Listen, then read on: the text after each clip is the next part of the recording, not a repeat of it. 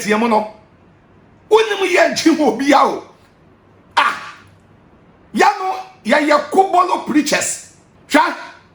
wo sofo we wo se ema Pant ese ema Brazil so can Deuteronomy 22 verse 5 wa Bible so ben she be ma de ana be man so nche wo ba de tio but wo sofo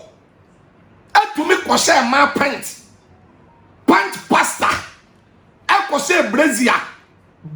pastor eko se kaba pastor ntoma bomu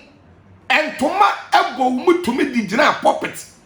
media be osofo wo betumi obi a media enfa ma me so majo te se wo majo te se football hwa media bia me ka se we yesu ni obi a ma media ana yesu ni obi a papa dia hwa ma me ka ne no kore pa kire me ka no kore edem wa na ya asafo anfa amwa na ya asafo vision wan edem wa na ya asafo anfa amwa na ya asafo na menkrofo korate won kan mo ema wasole nipa kakra bem but eden wan fanye na ya asafo actually ugu nanim ase poto ema na ya asafo ani ne yile kura nya problem no ukosha ni yile chi akosha ni yile chi wadano hu timbaka yedu wani ma ehu yedu wachi a ehu but wo public ya na wo be yo mti so abofo ya no yedi sofo na we uton fried rice e wo UK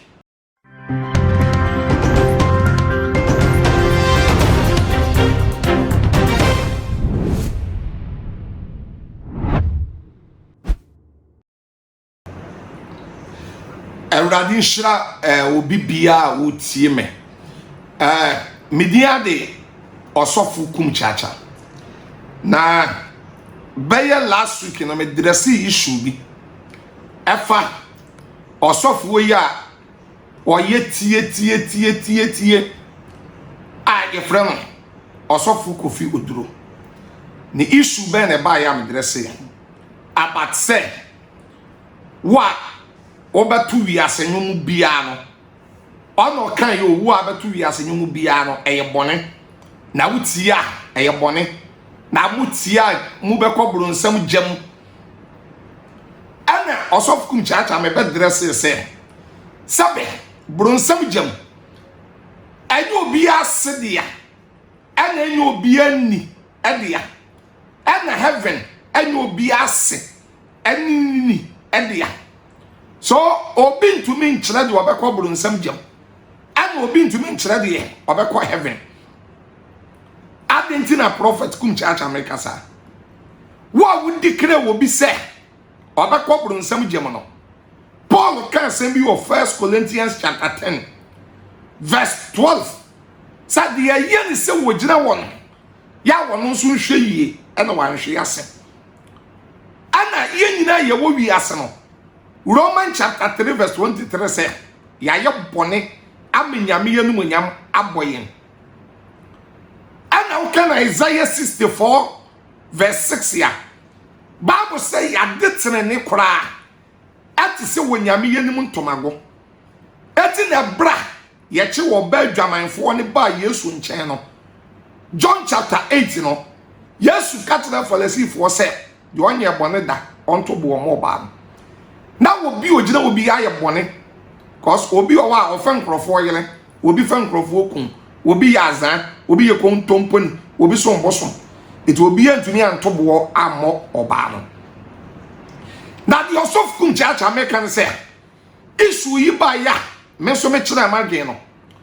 Sofo ya be na Sunday ana ogina won na kutia bone nsemu a ensem fata ana tie sa tie no wa Sofo wonso tie Sofo wonso tie Sofo Kofi Oduro tie bi sanki kamani tie mo no wonim ye nchi ho bia o ya no ya kubolo preachers ya de ya preach kantamanto mokola aboso kan ye dwam kamu ya meme ya kubolo preacher santi mu no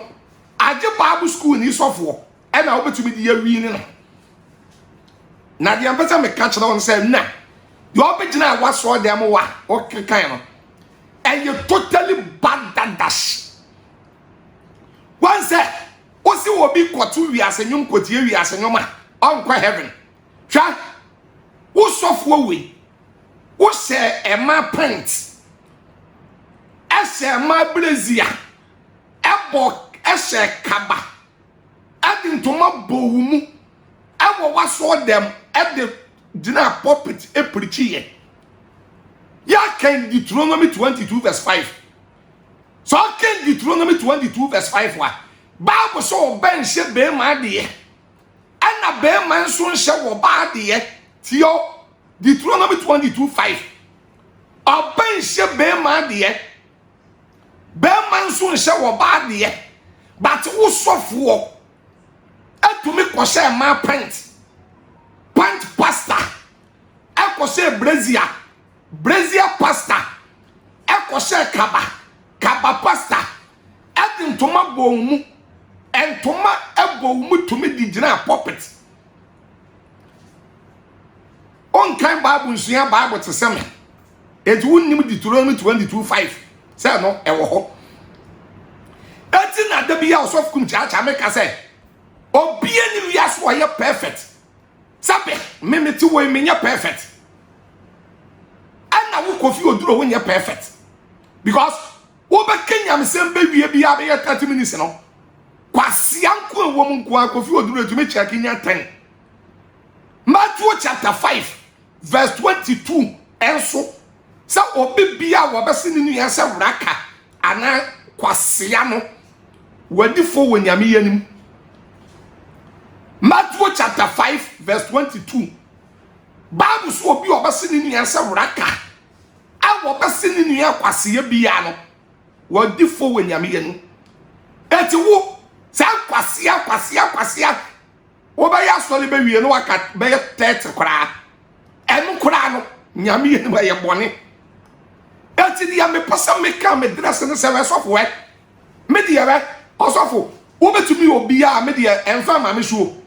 majo te se wo majo te se football hwa me da bia me ka se we Yesu ni obi a ma me dia ana Yesu ni obi a papa dia hwa ma me na me ka no kore pa achero me ka no kore ha Judas ya da woroma an wayi papa ya ma yen an ye nyina ye didi hun kakra pa tie hwa me no kore pa na me ka wa Yesu ni obi a ma me dia ana nyi obi a papa ni busunya ni dia twa asem of Kumchacha mekaniti mese Judas adawroma adu wayi papa na maye ana Kofi Oduro wu didi ho ani ye nyina didi hun kakra ati menyi obi a dwen se Yesu ye ni busunya ni o aya na busunya pani ya na maame ba aya na papa ba listen to me Judas ne kura no yi Yesu man no ya Christopher nyina ye condemn Judas say on kwa heaven but da bia me say atem wo ye nyame dia enye nipa dia so bi Sofo bi ya ne Christo ni a oba to say Judas en kwa heaven adenya Luke 17:1 sinti dia beba dia nam so beba wonu ye yi Yesu ama but Judas yi Yesu man ye no Bible so okosen ne ho amena okosen ne mene ahoma eno wuye that Judas ewu Gyae Yesu but ebra Yesu wuye no Bible so kwa asamanto ko preach ye akoye crusade 3 days ema tete no wonwa no won ya so den no wonyame sama won second chance Bible say Yesu preach wie ye crusade ni wie no 1 Peter 3:19 1 Peter 4:6 enipa bebre esakrai ema wonyame hu omobodo wonbo chewo ema won nyenkwa eti ebetumi abase Yesu kura kwa asama do ye crusade 3 days wie no awo frɛ mo can say water call as a water cord you know ebe tumi abase Yesu Kenya na sem ni nyina wie ye no Judas ni obi a odi kan pagya no sasakrai but me no me ye no kura te form wa na condemn Judas say Judas enko heaven but me say we osofo we heaven book na Nyankopon de ba wo kura wo din wom dana sabe wo bebu obi aten na onko heaven da obe koburu nsam jam na dabi osofo calm down sha ya obi awane na nsuo wo ye nyaatwon sofo mese so pesofo wo ye nyaatwon kase akurum a na waye no se wono di waye soro abofo a eye Kofi Oduro sha me sof Kumchacha me kan ko na kyerɛ wo ye nyaatwon sofo edem wa na ya asafo amfa amwo na ya asafo bi shi wen edem wa na ya asafo amfa amwo na ya asafo na me nkrofo korate won kan mo ema wasole nipa kakra bam nipa kakra ebem but eden one fanya na ya asafo actually ugu nanim ase poto ema na ya asafo ani ne yile kuda nya problem no ukosha ni yile chi akosha ni yile chi wada no hu timbaka yedu wani ma ehu yedu wachi a ehu but o pop brekia na wa be yo ti so soro abofo papa she bedi wachi ene wo nante ye and then the course wo ni papa she abrabom UK North London Seven Sisters and then the year abrabo and akoboy and we gina what just say why you want to so soro abofo hwa mama ka se me so oji collection me Gyimi me nyina wa so dem nya and abato me obato collection o pekora me to collection and am de me ko crusade and G collection so for ska wo je wo wa so dem on twa adwuma ni ye ni mo one shot so for ya be pai no Prt2 ya be pai adwuma no so for ya be twa na wo ye program so to me fra asofo ni bi a me peso obi ya meka me ntime boni din na wo mo wa jisika wo kire sikafo a wo wasolim we wo ska eti yi no say we wo ska man into 20,000 10,000 sofo twi break what da ya no ye di sofo na we oton fry rice na oton fry rice e wo UK ye di sofo no osofo a che sana wo ba ye na brother Same obi a brother Same eto nyomoma a brother Same beboa so beboa wo so betoto nyomoma wo sabi oye nyimtuni na brother Same koto sabi ni pafo na kensemfo papa we ba be twa brother Same na be kobru nsem jam na wo mfiri nyame ena tie sofo ena unsu tie sofo Kofi Oduro tie bi asofo cha chichi break pa media right when you wa fofora emfa mo sofo Kumchacha so what anyesa nsam ni papa ka okurum a ani nsam a ni papa yi na di no enye nsam ketwa eti media medi we eye ntoso amam ya enyo nko na we ya asori o me ka se ye ka preacher wo se kura na wo nim preaching ya wo preach wa so radio so an ko dina bontin ya wo preach no the same preaching na de ba so dem tie mu na and is the same preaching na de ba so dem David ya wa so dem preaching and ya wo out evangelism but one out evangelism no and one na wo de ba one said your many mati fifiri not as a many abre one fifiri eteme many abre papa ya ka preacher man you say we a preacher o dia yantietiem da da bia be ka say mo wiwi mo nkwasi petition no na mo wiwi mo nkwasi bia ene mo nkwasi Guinness ne tra mo na mo begina wa ya na mo fi se dede no osofo Kumchacha we me pesa me ka to se we eyan to so bi na me de ma Now the assembly. That it. Sofo a wo share my cover. I share a my pant. I share a my brazier. At the man to my boom. I will property anim. And to me that property bow now. Now Deuteronomy 22:5 and on kind. Deuteronomy 22:5. Oben she be man dear. Be man soon she oba dear. And the one kind. And you want some of the work. Now you actually are doing it. Obviously, one guy. One sword down now with him on the man. Will be our next sword down. Must sword down. Me so me Kofi Oduro eh. The one soon must sword down. Now so what sword down the crowd here. And your chamber hall of 6 and now 5 and you can't boom. Yeah. And your chamber wall 4 and now 5 and you can't boom. Yan so ya sword down ya yes see at the cathedral so yan can say.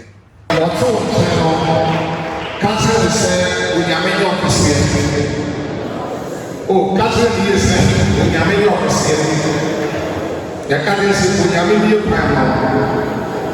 Yame mo wa ko so here. Uji aka say amen. And on the 16th April 2023. Yame sama yade ma o demo e but to be said, oh, our train and Ladino, India and Madame Sofo, India is not. Oh, our train and Ladino, India and Madame Sofo, India is not. You better get Isaiah chapter 14, verse 29 to 30. Isaiah 14, Isaiah 14. 29 to number 30. One more train and rather Isaiah chapter 40, 29 to 30. One more train and rather the autumn channel. That is one more train and rather. Oh, that is one more train and rather. Enya awon from. Enya awon from. Kasi emi. Odo na do ma do Prt2. E ba de ma de Prt2 mi. Na wo ma de wo ni ko mi awon people. Na wo bi e bra. E ba de na ko e boss. Ma mo ko pre. E ma se ana e pre. Na wa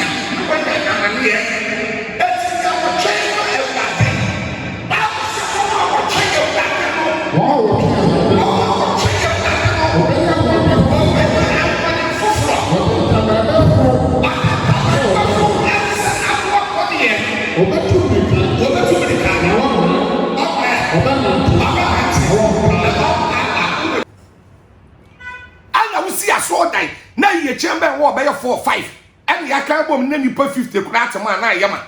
100 atema na yema ya solid dan na yesu wo be betumi afani pa be 3000 ansa na yema yeti nipa be 200 300 kura atema wo ba fi se nipa nim Sofo e first aid mediade Sofo Kumchacha Sofo Kumchacha mediano no first aid mediama fa na fa 90